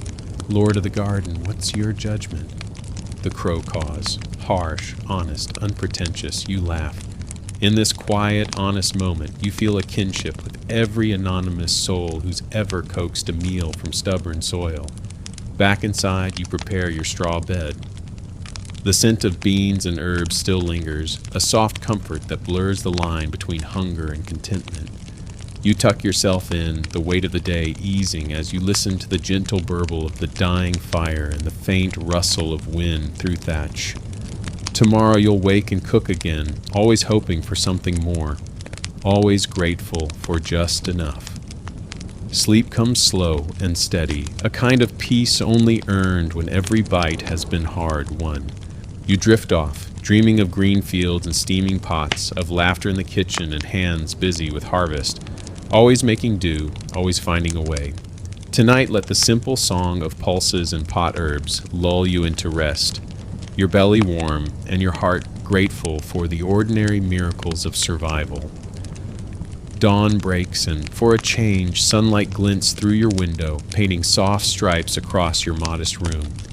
The earth smells sweeter after a night's gentle rain.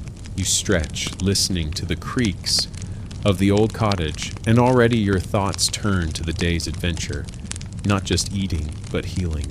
Today you'll explore the strange double lives of vegetables, how in the medieval mind a humble root or leaf was never just food, but often medicine too.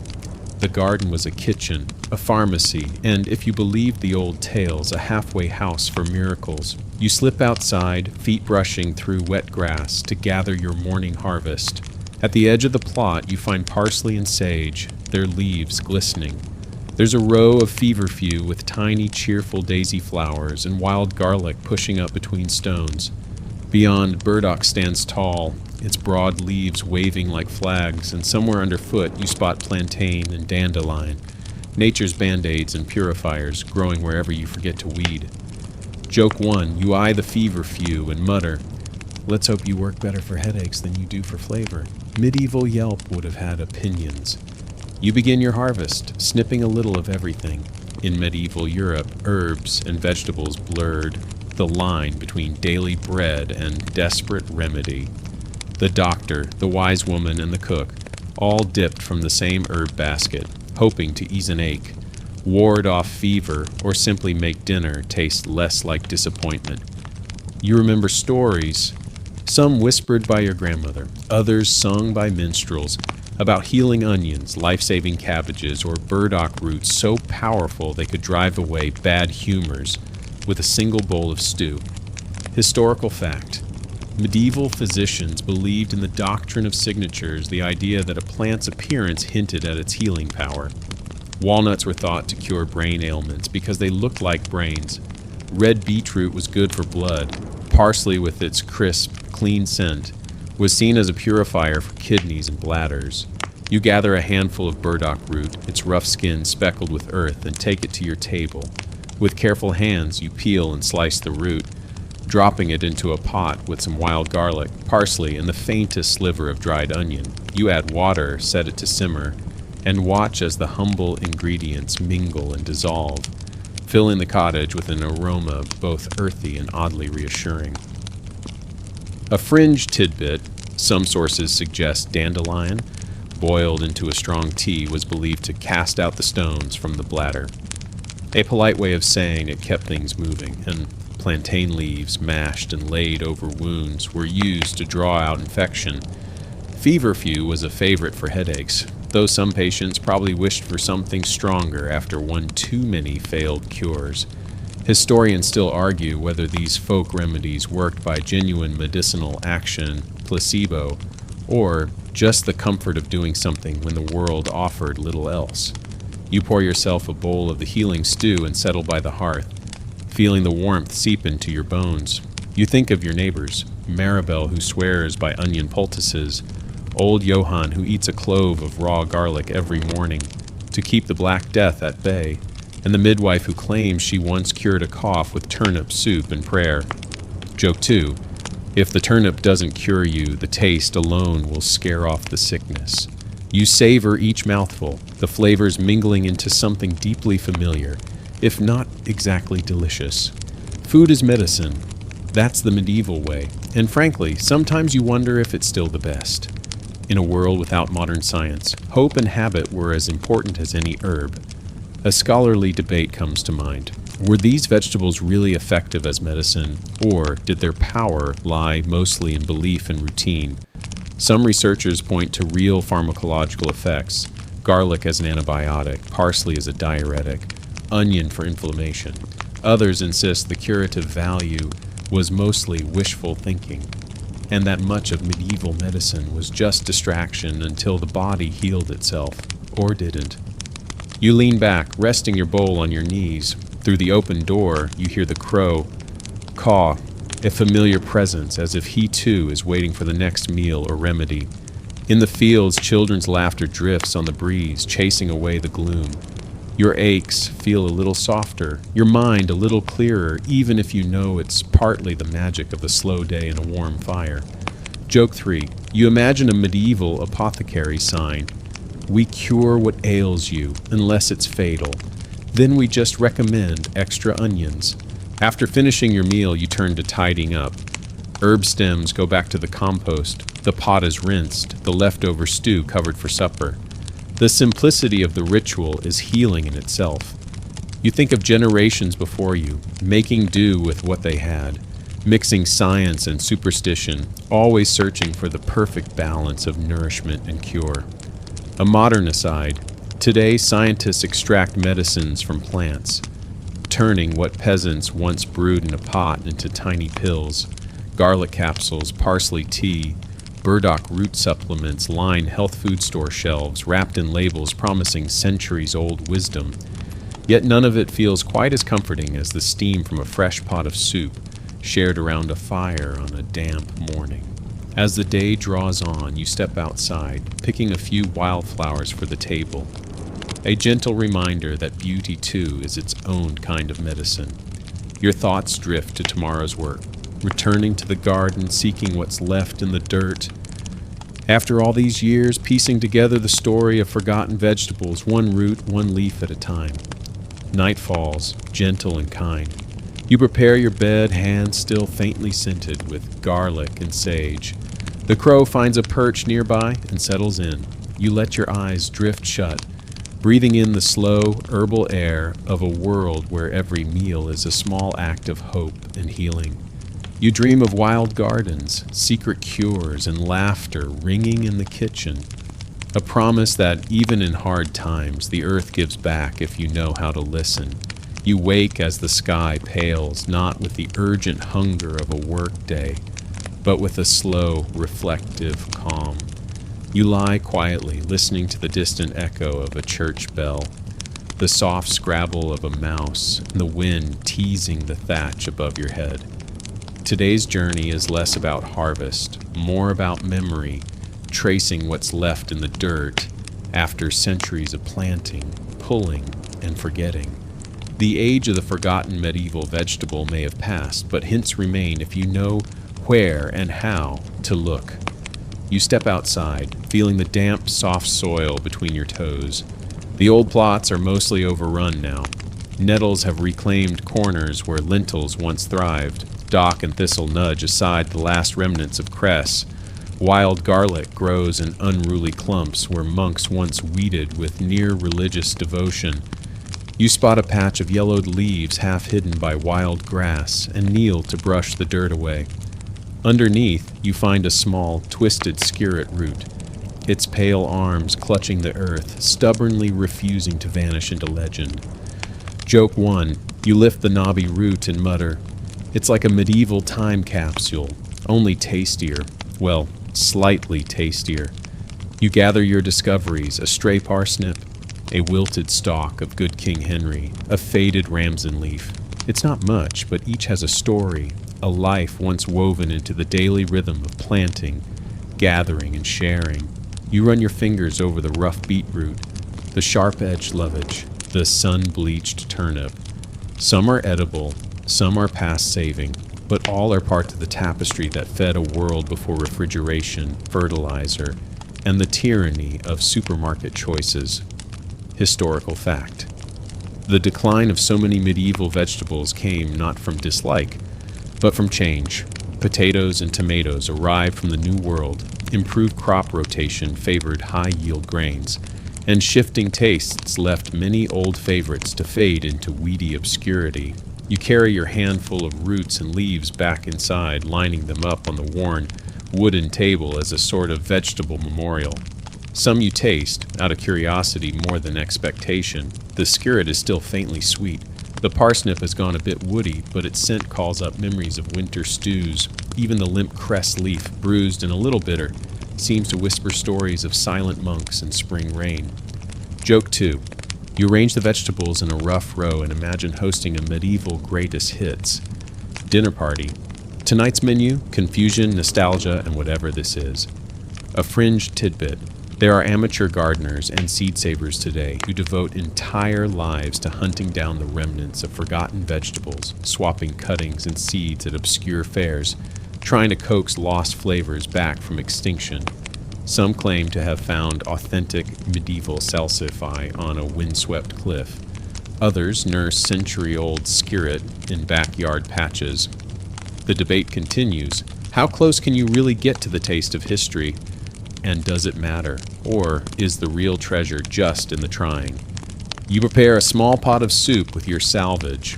No grand recipes, just a bit of each, simmered together with a pinch of salt and whatever herbs remain. The result is muddy in color, but comforting in scent. A liquid echo of meals that once fed a whole village. You take a slow spoonful, tasting sweetness, earthiness, and a faint, leafy bitterness that feels old as memory itself. A scholarly debate lingers. Has the revival of ancient vegetables brought back their old meaning? Or have we simply assigned new stories to them, projecting our longing for connection and simplicity onto roots that once meant only survival? Some say the past can never be tasted in full. Others insist the old seeds carry whispers of the monks and mothers, the laughter and prayers, the hands that planted and pulled and hoped. Joke 3. You look at your soup and think, if nostalgia had a flavor, it would definitely need more salt. As you finish your meal, you wander out to the edge of the plot, watching the sun creep higher. Wildflowers now fill the places once dominated by careful rows. Dandelions, clover, dock, and a single defiant stalk of sea kale sway in the breeze. You pull a leaf and chew, thinking about time, how it buries and reveals, forgets and remembers, always moving forward, but sometimes, if you're patient, circling back. A modern aside, in the 21st century, people pay premium prices for heritage vegetables, desperate for something that feels real, rooted, and ancient. The irony isn't lost on you. What peasants once survived on, chefs now serve on white plates as novelty. But for you, there's comfort in knowing these plants persist, not just in gardens or markets, but in memory, stories, and the quiet patience of the earth itself.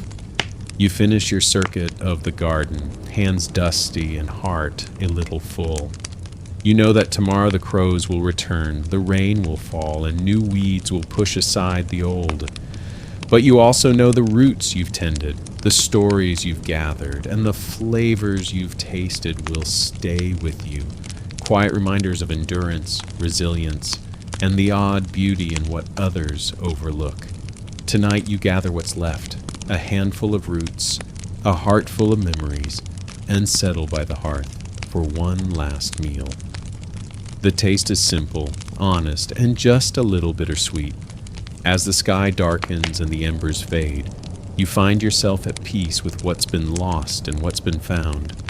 You slip into bed, the night wind rustling the thatch and the scent of earth drifting through the small open window. In your dreams, you wander endless gardens, never running out of time, always discovering one more forgotten treasure beneath the soil. You stir before dawn, the room cloaked in gray, not quite ready to release you from the world of dreams. But outside, a gentle drizzle patters on the roof, the earth calling softly. Today, with the fields too wet for digging, your thoughts drift to the stories vegetables tell, not just in their flavor or form, but in the legends and folk wisdom woven around them. You realize the garden is as much a library as a larder, every plant inscribed with secrets, warnings, and hopes from centuries past. You shuffle across the flagstones, pulling on your old cloak, and step into the damp air. The world feels hushed, the mist blurring the hedges, and the garden seems to whisper, each plant with its own story. You walk the rows recalling tales you heard as a child, how beetroot juice was used to dye wedding veils for good luck, or how lovage was slipped under pillows to inspire prophetic dreams.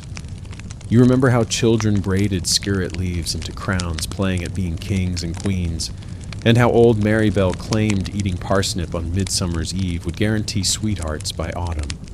You look at a withered turnip and say, "Sorry, old friend, I guess no one wanted a turnip happily ever after."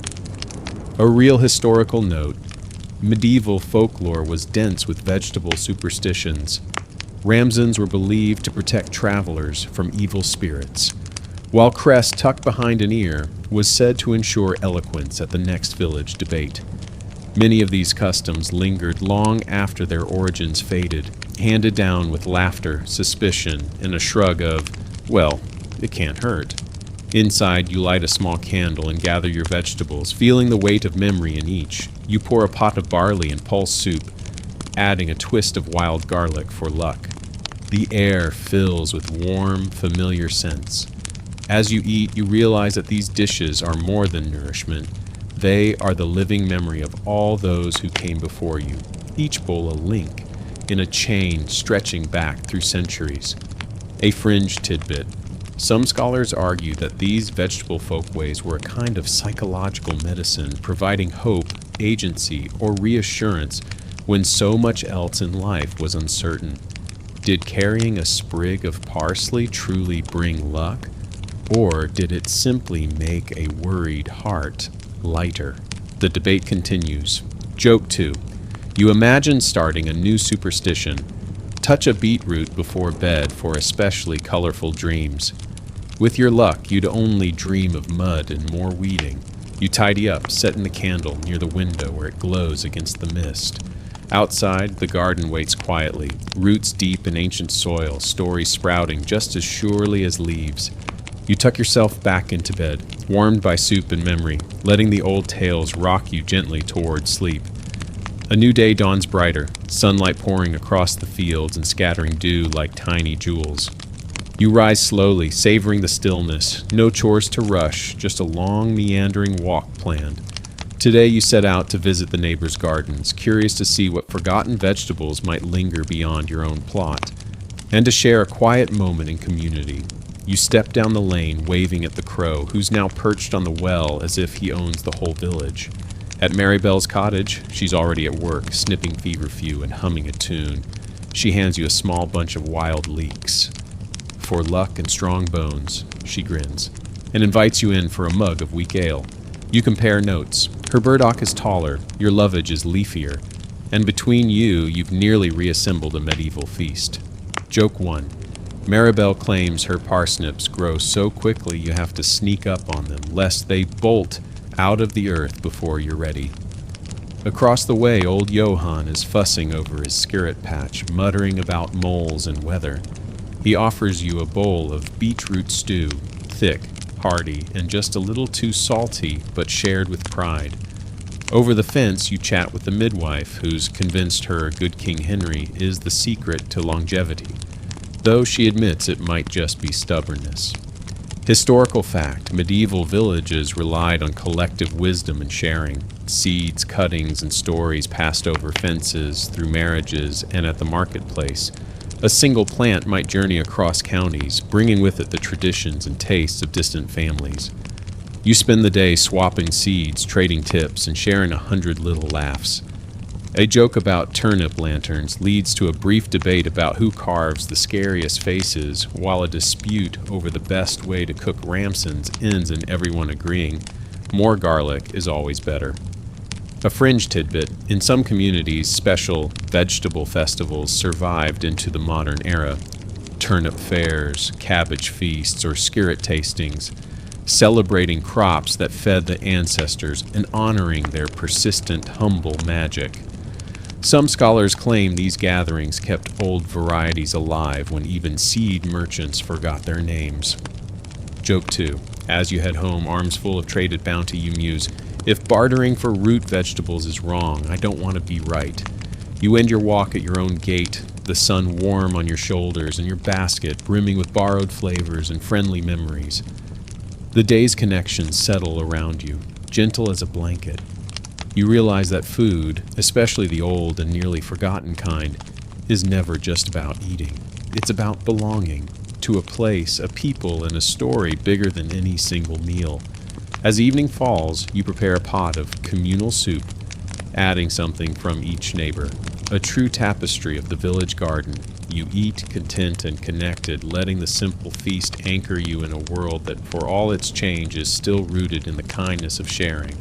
You drift to sleep smiling, knowing you carry the best of every garden within you, and that tomorrow and the day after, those roots will keep growing. You wake to the sound of rain tapping gently at the windows, and for once, you're in no rush to rise. Today is a day for remembering celebrations, those rare moments in the medieval year when even the plainest vegetables transformed into symbols of hope, joy, and occasionally spectacle. As you linger under your blanket, you remember stories of ancient village festivals where forgotten crops became the guests of honor. You finally rise and wander to the cupboard, searching for anything special. A handful of parsnips, a stray onion, maybe a bundle of herbs that survived the week. The garden is too wet for work, but you watch from the doorway as neighbors trudge past, carrying baskets of root vegetables and cabbages, their laughter muffled but insistent. It's the day of the local feast, a harvest festival held since time out of mind, when even the poorest could share in a common table. Joke 1. You recall Maribel's claim that festival parsnips are always sweeter, and you secretly wonder if it's the recipe or just the excitement in the air. Inside the great hall, fires roar and banners flutter overhead. Long tables groan under the weight of every crop the season has spared. Mashed turnips, cress salads, skirret pies, lentil and herb stews, wild greens and vinegar, and even a rare dish of honeyed salsify. Children dart beneath benches, singing old songs and pretending to be kings, queens, or sly garden gnomes. Historical fact: medieval festivals often featured vegetable contests. Who could grow the biggest beet, the longest parsnip, or the earliest sea kale? Winning such contests earned bragging rights, extra rations, or even a small prize from the Lord. The humble turnip, mocked in daily meals, might earn a place of honor for one shining day. A fringe tidbit: in some regions, families carved faces into turnips and carried them in torch-lit processions to ward off evil, or just to show off their artistry. An ancient echo of later pumpkin traditions. Joke 2. You eye your neighbor's suspiciously large turnip, wondering if she's used a dash of magic, or just buried a pebble under the seed to trick it into growing around the obstacle. You find your place at the table, joining in the laughter and the stories. For a few hours, food is more than sustenance. It's celebration, memory, and magic. Even your old friend the crow pecks crumbs from the corners, too content to complain. You toast the harvest with a mug of thin ale and a wedge of barley bread, savoring the fleeting taste of abundance. As the night draws in, music rises and the fire's glow softens. You lean back, belly full, listening to a tale about a hero who bested a dragon, with nothing but a skirret root and quick thinking. You smile, grateful that vegetables, for all their ordinariness, can bring a village together in shared joy. Joke 3. As the old tale ends, someone asks, "Did the dragon at least get a taste?" Laughter follows, because truly even dragons can't resist a good harvest feast. You return home beneath the stars, heart light and mind full. You curl up, warmed by the memory of laughter, stories, and the extraordinary gift of enough. You awaken late, sun already climbing high. The feast's warmth lingers in your bones, but outside the village is quiet, recovering from the night before.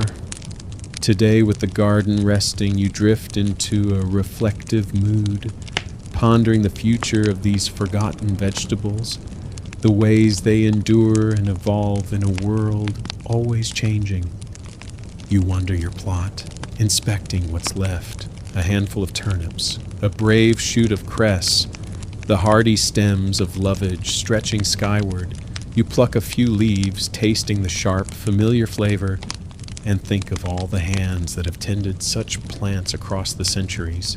Grandparents, travelers, neighbors, even strangers who swapped seeds at market stalls. Historical fact: many forgotten medieval vegetables survive today not as common crops, but as curiosities in the gardens of enthusiasts, heritage clubs, monastic refectories, and living history museums. With the rise of seed saving, a handful of old strains have been coaxed back to life from dusty jars and nearly lost memory. You remember reading that some scientists now search wild hedgerows for the lost ancestors of carrots, cabbages, and beets, hoping to unlock new flavors or rediscover lost resilience. Biodiversity, they call it. What your ancestors simply called not starving if the barley failed. Joke 1. You imagine a medieval peasant time traveling to a modern supermarket. How do you choose when nothing's covered in dirt? A fringe tidbit. In some corners of Europe, medieval-style gardens have become community projects, places where old varieties are grown, celebrated, and most importantly shared. School children dig skirret, retirees trade salsify tips, and sometimes a very lucky cook discovers a recipe that brings the taste of the past roaring back to the present. You sit by your garden gate, watching the wind ripple across the fields. You think about how stories like seeds need tending. It's not enough to remember the names. You must plant them, water them, and pass them on, along with the jokes, the recipes, and the laughter. The future will hold new vegetables, new flavors, and new tales, but something of these old crops will survive wherever someone cares enough to try again. Joke 2. You pocket a handful of seeds for next year, grinning. Maybe the crow will finally approve of my cress crop, or maybe he's just holding out for the parsnips. The afternoon sun warms your face, and for a long while you do nothing but watch the clouds and listen to the hush of distant voices. All around you, life goes on. Seasons turn, fields renew, and beneath it all, old roots push quietly upward, ready for another chance. As evening falls, you gather a simple meal: root stew, wild greens, the last of the barley bread. It's enough. You eat slowly, savoring every bite, each one a thread connecting you to centuries of gardeners, cooks, and dreamers. And when night descends, you settle into bed, content, hopeful, and gently amused by how vegetables, like people, always find a way to come back around. And now, as you drift toward sleep, let the garden fade away. Picture the earth quieting under a soft blanket of dusk, the rows of vegetables dissolving into gentle, rolling darkness. Your hands are clean, your belly is warm, and your mind is lighter for the journey you've taken, across fields, through abbey gardens, along salty shores, and into the hidden corners of memory. Let each root and leaf, each joke and story settle softly around you like falling leaves, layering comfort and calm over the day's cares. The crow's distant caw grows quiet, replaced by the hush of wind through wildflowers, the slow pulse of your breath, the rhythm of rest returning. There's nothing left to do, nowhere you need to go. The old vegetables, forgotten or remembered, wait patiently in the soil, just as your dreams now wait for you. Let your thoughts slow, meandering gently through meadows and mist, not needing answers or conclusions, only peace. Soon you'll slip below the surface of sleep, the world's weight melting away, replaced by a soft, buoyant darkness. You're safe here, carried on a gentle current through time and story, every worry smoothed by the steady passing of seasons. Breathe deeply, let your limbs grow heavy, and know that you are home, surrounded by the quiet company of history and the promise of tomorrow's sun. Good night.